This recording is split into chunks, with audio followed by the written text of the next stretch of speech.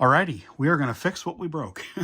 The other day, I wanted to show how the wheels on SCX cars were press-ons. And I took my, rattles, it's kind of cool. I took my, what's this, the black Arrow, Black Swan, Black something or other. It's beautiful, whatever it is. Mercedes GT3. I took this apart to show how the wheels press on, and in my exuberance, I broke it. It's okay. I have lots of pods.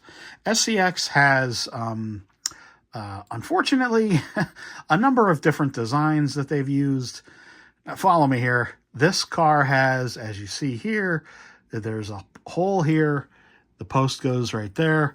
There's a post right here. So this is what I call the tilting pod. This is the chassis for the GT3 Porsche that they made, that I guess I was in the middle of adapting a real guide into, and got some rubber cement in there, and that's pretty well on there. Got some nice SCX Pro wheels, which you may or may not know that they used to make real good metal parts. They did, honest. But this car has a perfectly good donor axle.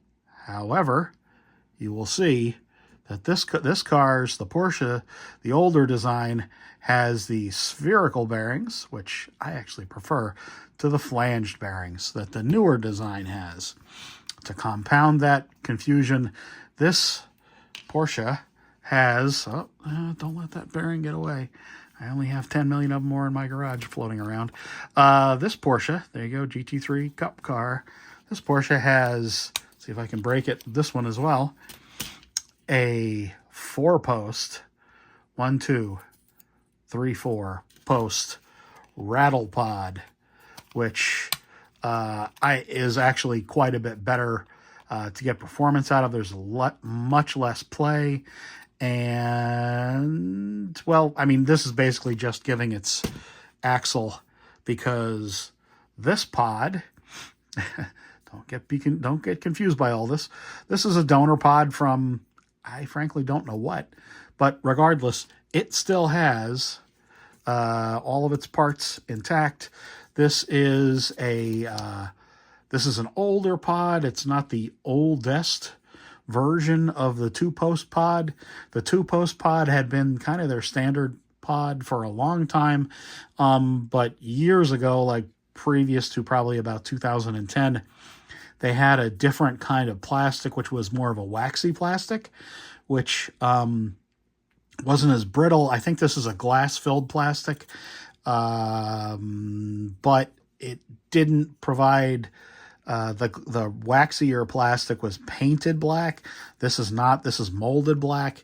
In any case, this pod with an RX-42B, which this probably is, yes, this is the long stack. You can see that. I can tell just by looking, because I used to work for them.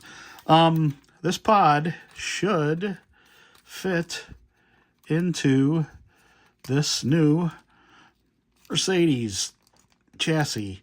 It does. I just need to snap it in there and try not to break the thing, because, oh boy, this design is prone to breakage.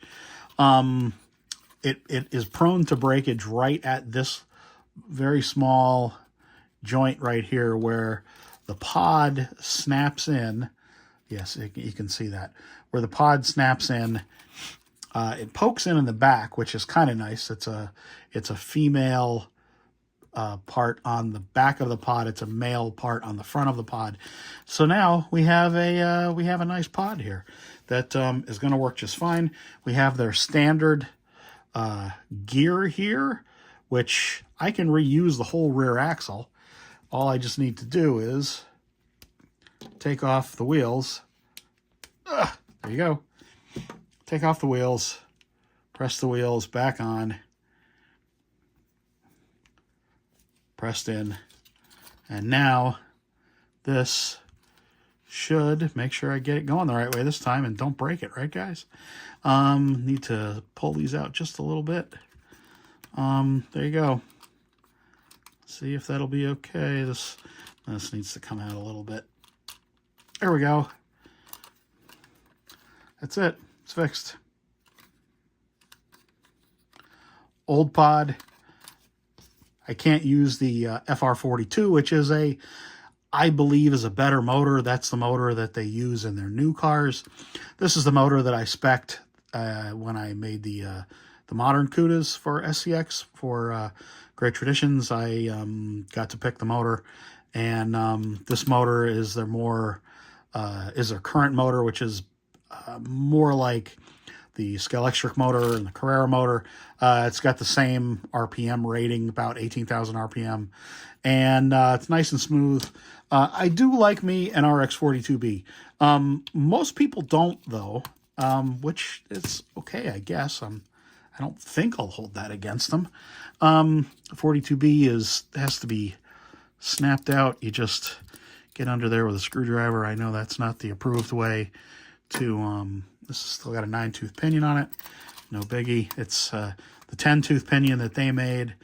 And any other 10-tooth inline pinion is frankly a much better choice. It's a much smoother mesh with the standard gearing. Let's see if I can get this. I normally do this with this out of the car because the pod's got to flex when you snap the motor in. Let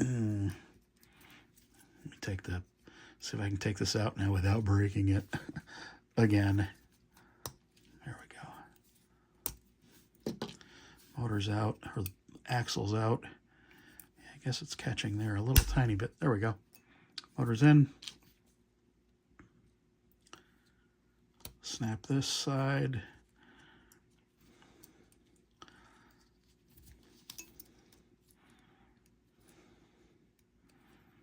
Snap that side. And there we go.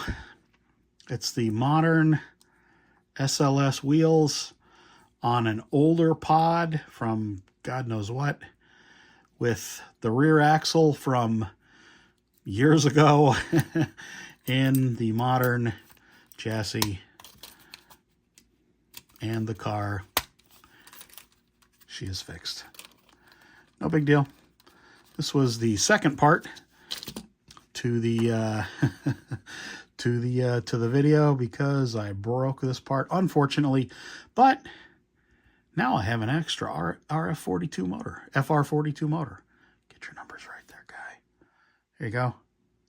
That's it. Works. Great. Enjoy, folks. Thanks for watching.